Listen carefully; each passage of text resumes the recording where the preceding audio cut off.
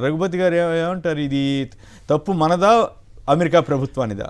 జనరల్గా మనం వేలం వెర్రిగా అమెరికాకి వెళ్ళాలి, అమెరికాకి వెళ్ళి చదివితేనే మన పిల్లడికి మంచి సంబంధం వస్తుంది, సంబంధం బాగుంటుంది అనే ఒక వేలం వెర్రిగానే ఒక రకంగా ముందుకు వెళ్తూ ఉన్నారు.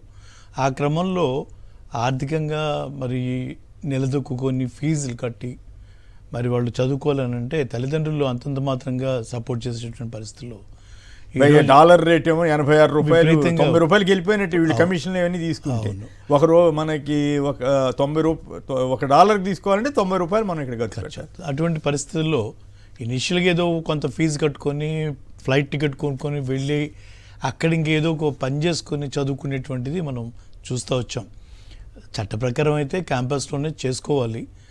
అది ఇప్పటిదాకా అక్కడ అమెరికా దేశంలో కూడా దాదాపుగా ఏషియన్ కంట్రీస్ నుంచి వచ్చే స్టూడెంట్సే ఎక్కువ అక్కడ సర్వైవ్ అవ్వటం కూడా. వాటిలో అంత ఫీజులు కట్టి లోకల్ వాళ్ళు చదువుకోవడం అనేది మేము ఎప్పుడు వెళ్ళలేదు, చూడలేదు. అటువంటి పరిస్థితుల్లో బయట చిన్న చిన్న జాబ్స్ చేసుకుంటూ వాళ్ళ కాళ్ళ మీద వాళ్ళు నిలబడి మరి చదువులు పూర్తి చేసుకొని అక్కడ ఎకానమీకి కూడా సపోర్ట్ చేస్తున్నటువంటి మరి మన దేశం నుంచి వెళ్ళినటువంటి పౌరుల మీద ఈ రకంగా ట్రంప్ కొత్తగా విపరీతమైన ధోరణిలో అంటే అక్రమ వలసదారులనేమో బేడీలేసి పంపుతున్నారంట. అది మరి ఇన్హ్యూమన్గా కూడా ఉంది కదా.